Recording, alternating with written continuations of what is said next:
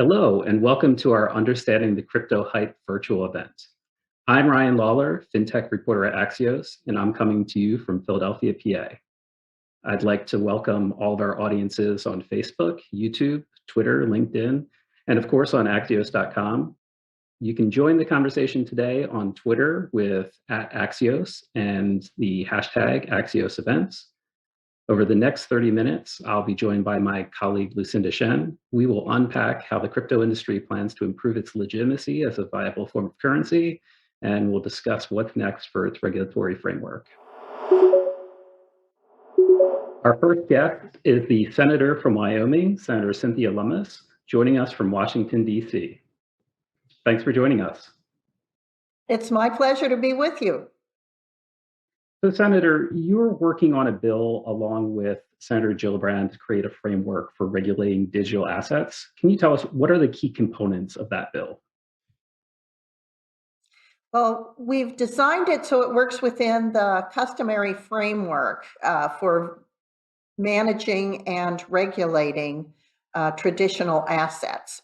So, for example, Bitcoin is a commodity, so it would fall under the Commodity Futures Trading Commission for purposes of trading and the spot market and the futures market. And then when something fits in the Howey test that makes it a security, it would fall under the Securities Exchange Commission. So we're dealing with a $1.8 trillion industry and growing rapidly. It's important that they have a regulatory framework where they understand the rules of the road, but can still innovate, because the innovation in this space is absolutely astounding.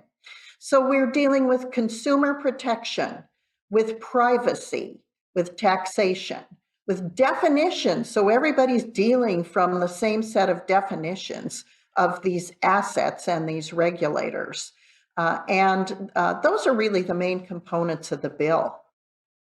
And so, given the makeup of the Congress, how confident are you that you can actually get something divided or something passed in such a divided Congress?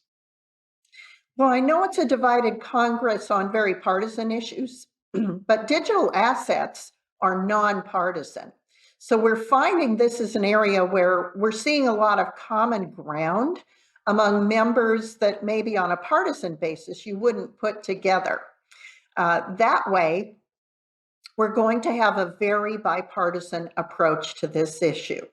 So this is a very comprehensive bill. We're going to introduce it as one big piece so people can see the big picture, how the commodities components work, with the securities components, with the stable coins, and with potential CBDC, a central bank digital currency. Then once people have had a chance to see it, we may break it into 5 or 6 distinct parts that will go through different committees. For example, because the Commodity Futures Trading Commission is so key and pivotal to this bill, it could be broken apart and go to the Ag Committee. The securities component can go to the Banking Committee. The taxation component can go to the Finance Committee. And there are ways to break out the consumer protection and the privacy components as well. The definitions will need to be consistent throughout. So we'll be working with leadership to help decide how it will be broken out as a bill and have different combinations of Republican and Democrat co-sponsors for the various components of the bill. We hope that will bring in more understanding and buy-in as different committees become more conversant with what is still a very new, to most senators, component of our economy that is becoming more significant each and every day.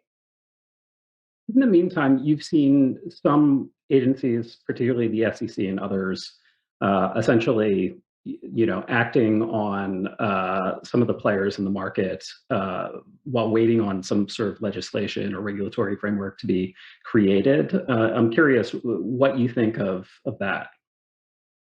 They have to. In the absence of guidance from Congress, regulatory agencies need to use the tools they have at their disposal to address these issues that are coming before them.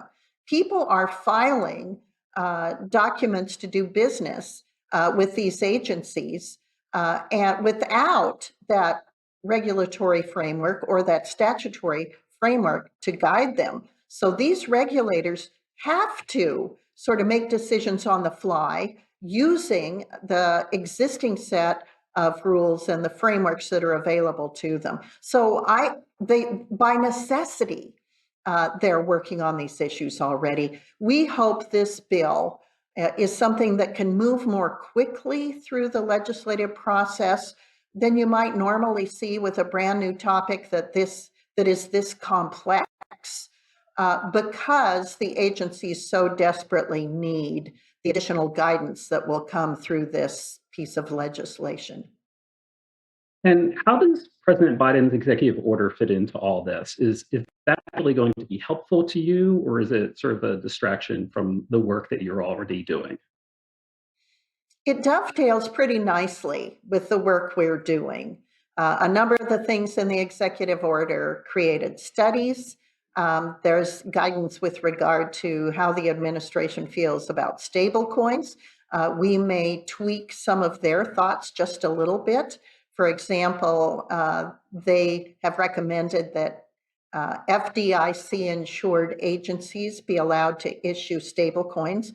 We would add to that entities that are 100% backed by hard, provable assets, because we know that there are already private sector capabilities to prove that those hard assets exist to back those stablecoins. So we're going to utilize the framework of information that we have from the private sector that has set up entities to address some of these issues, to advise us on what the private sector is capable of in implementing a regulatory framework. You've been an outspoken advocate for Bitcoin as a store of value, and you've said multiple times that you're a hodler. What about other potential cryptocurrencies and their value, whether it be something like Ether or even altcoins like Dogecoin, for example? We know that between Bitcoin and Ethereum, they make up about 60% of the entire cryptocurrency market.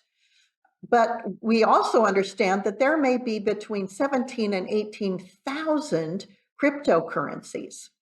A number of those are going to go away. They're not going to withstand the test of time. Some of them are fraudulent. And that's why it's important that we set up a regulatory framework that will allow federal regulators to separate the wheat from the chaff in this space. And it's also very important that we have the ability to show that certain currencies that are digital based can have the consumer confidence that's needed for them to be integrated, for example, into retirement funds and 401ks, and also used as a means of payment, which is something that the Lightning Network, which was really only perfected last year, will now enable.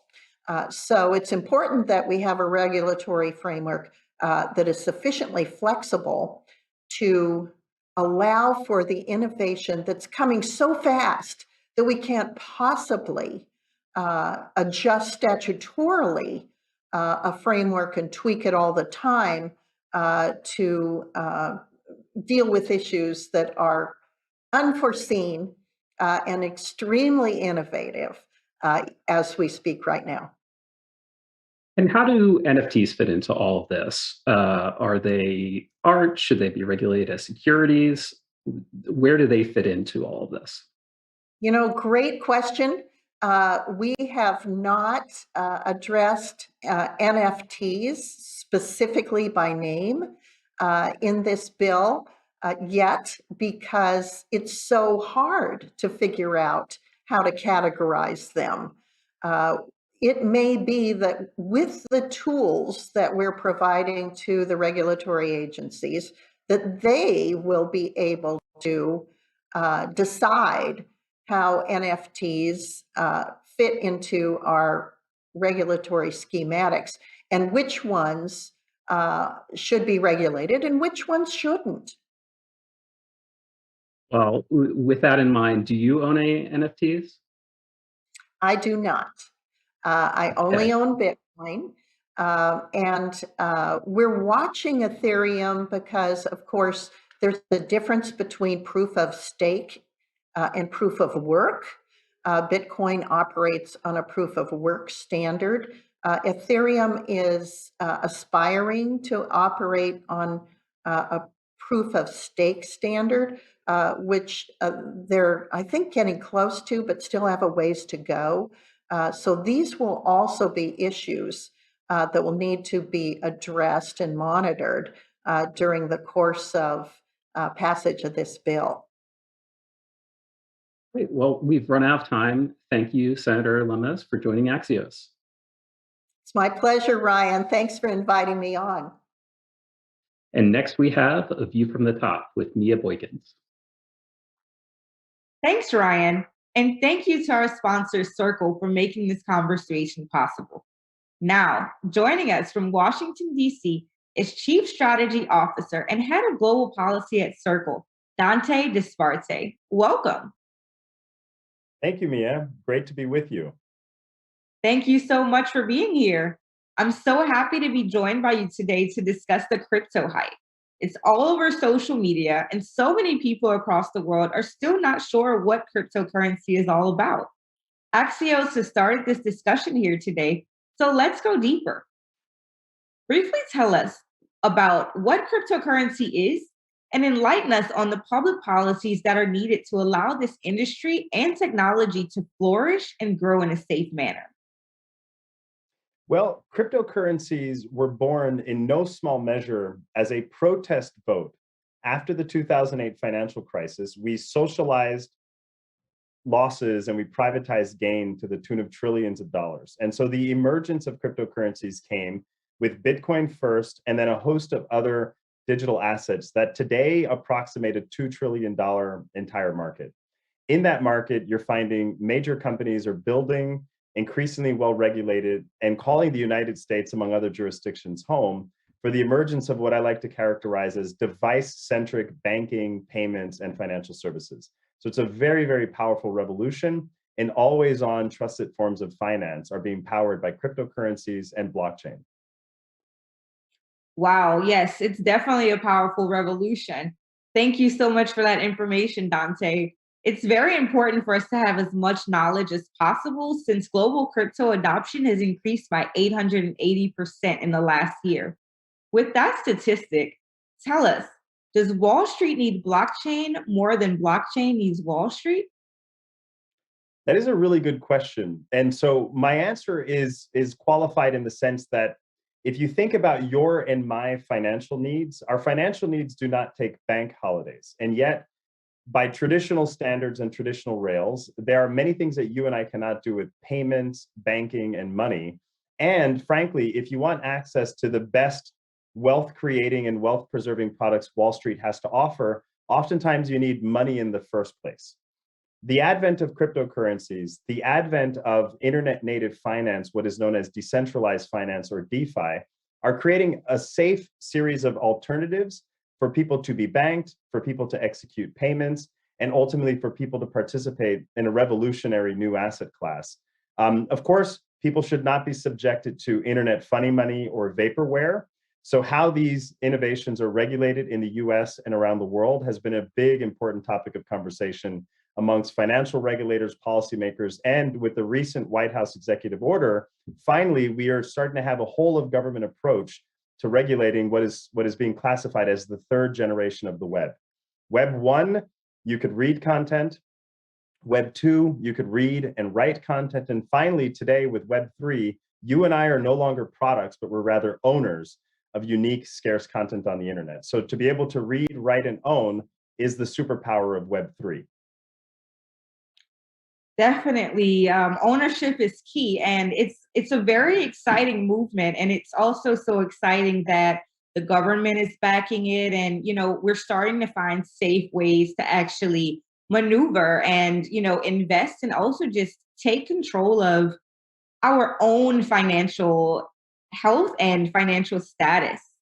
So let's shift to talk a little about stablecoins. What role do stablecoins play in the larger fintech and payments landscape?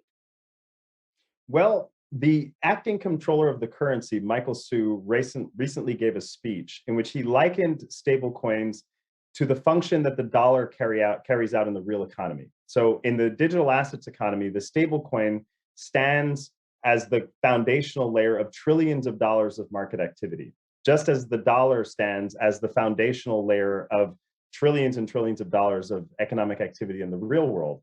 And so while not all stablecoins are created equal, USDC, which is the stablecoin introduced by Circle, we like to describe as a dollar digital currency, supports trillions of dollars of economic activity, but critically, we're doing so in a manner that promotes competition and interoperability in payment systems, so that people can send, spend, save, and secure their digital assets and their money denominated in USDC, but enjoy the type of full faith and credit that they would otherwise have in the dollar, because USDC is protected and reserved by the American banking system and backed by dollars and US treasuries.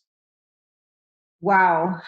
USDC is going to change everything. It's basically changing the game, and I'm very excited to learn all about that.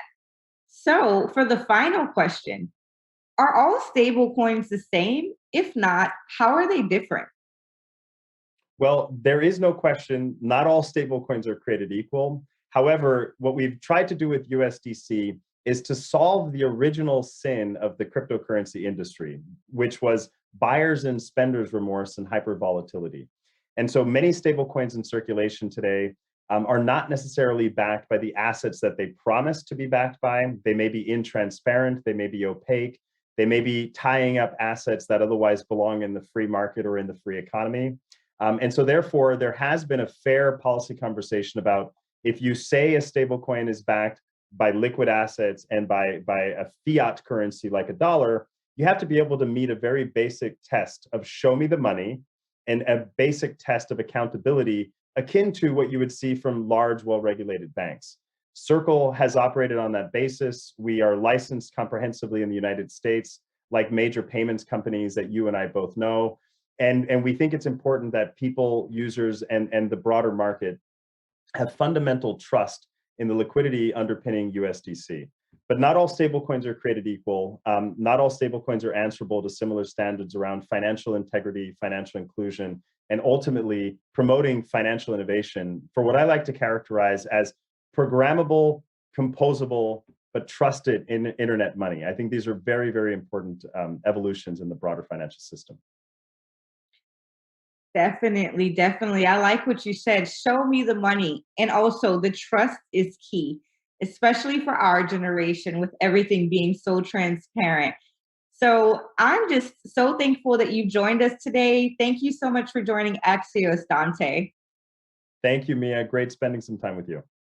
Next, over to Lucinda Shin. Hello, I'm Lucinda Shin, fintech reporter with Axios. Our final guest is the Chief Policy Officer of Haun Ventures, Tomicah Tillemann, joining us from Beverly Hills, California. Thank you for coming here today. Pleasure to be with you.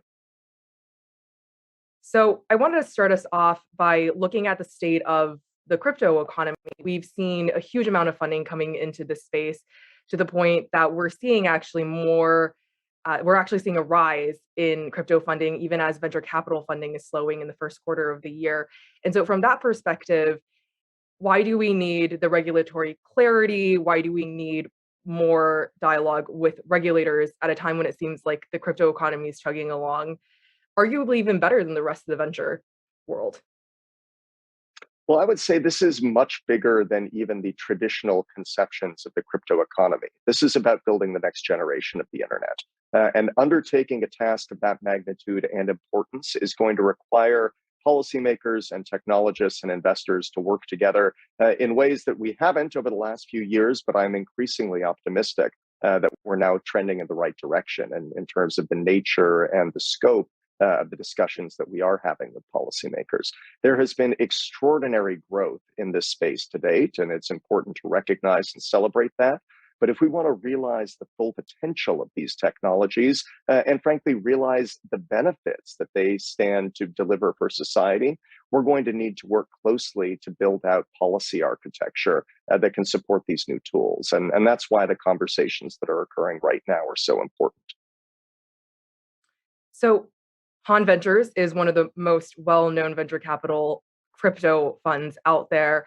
And you obviously have been working very hard on the policy side. Part of that is engaging with regulators, showing that you are reliable. And so one thing you've said before is it's not only about engaging regulators and being an advocate to the crypto industry, it's also telling them, advising them on where the industry needs better regulation. And so can you pinpoint some of those areas where perhaps there needs to be more oversight and areas where perhaps regulators should be perhaps taking more of a backseat?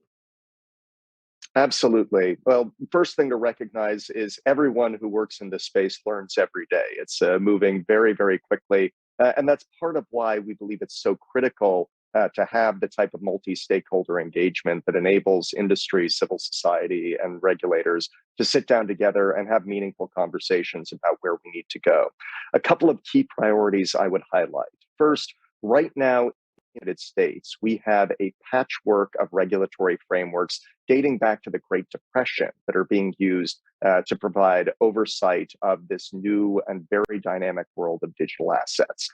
We have seen this movie play out once before. In 1997, the FCC was very determined to use regulatory architecture that was developed for ham radios and AM radios to register every new web page on the internet. And finally, the White House took a look at it and said, you know what, this just doesn't make that much sense to use a pretty ancient regulatory framework to try to manage this new and very consequential technology. We're someplace similar right now in the discussion with regulators in the US.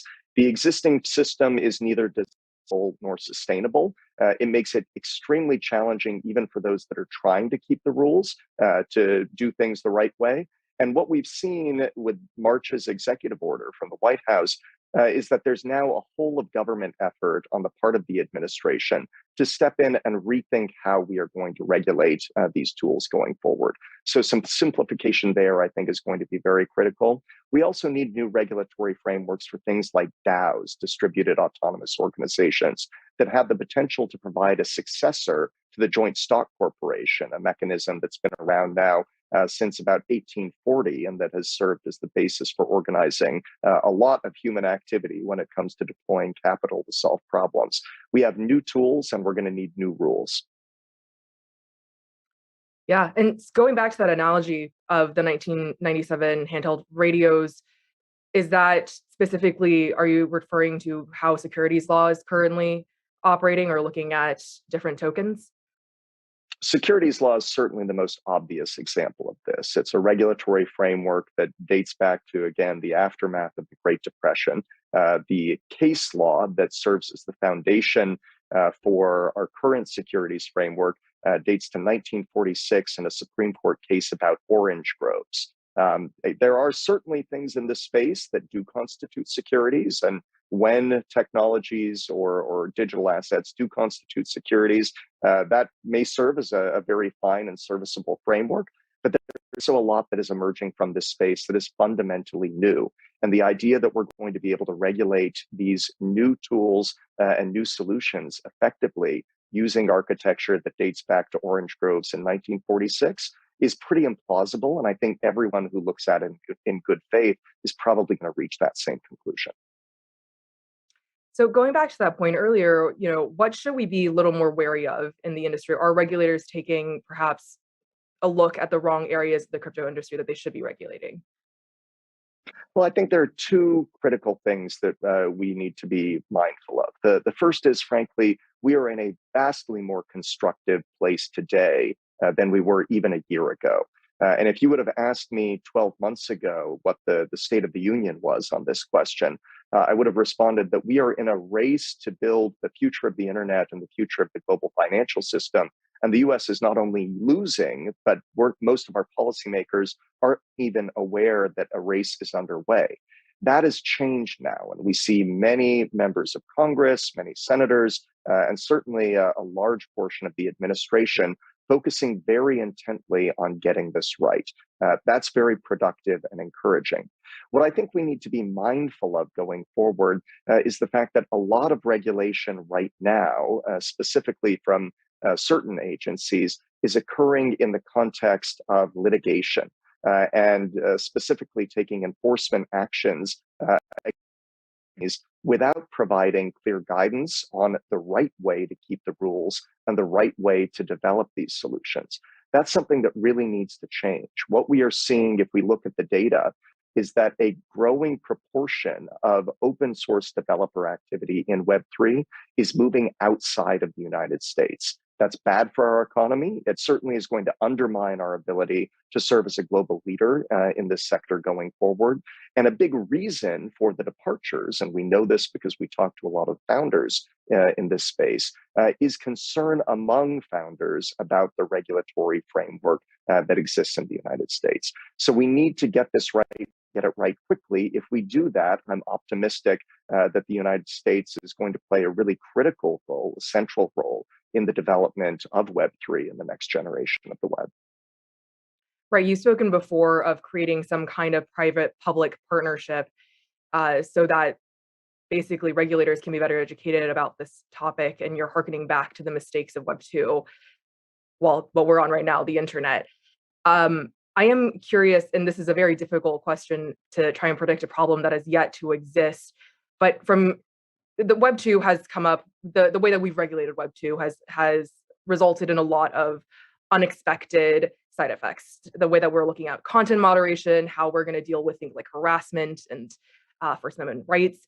And so what to you, how have you thought about that issue? And then looking forward, what could be a way of mitigating some of those issues for Web 3? Well, knowing what we know now about Web 2, a couple of things are clear. If we were to take a clean sheet approach and design the internet again from the ground up and think about how we wanted these platforms to work, we would probably put a couple of things on our wish list. We would want platforms that were community owned, where the individuals who were participating in these networks actually had a stake in the networks. We would want platforms that were community governed, that looked, frankly, a lot closer to democracy than what we find today in most of our digital platforms, and give a broader array of individuals and stakeholders and customers and users the opportunity to shape the rules within these systems. And we would want systems that enable those that participate in digital platforms to share in the upside when those platforms prosper. Web3 provides a toolbox to do all of those things. And that's part of why this space is so exciting and frankly so important to building a digital system that is going to be worthy of emulation, that other countries are going to want to be a part of going forward. When we look to the future, I think we should be taking a glance around to see where digital regulation is working well. And what we find is that there are a handful of jurisdictions around the world that have built systems where government, civil society, and the private sector all sit at the table together.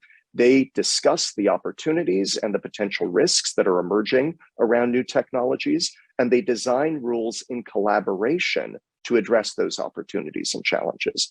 That's where we should be headed in the future. Thank you, Tomicah, for joining us today. My pleasure. Good to be with you. Thank you all for joining us this afternoon for another virtual conversation that has made everyone smarter, faster. For more info or to sign up for the brand new Axios crypto newsletter, visit axios.com/newsletter or the Axios app.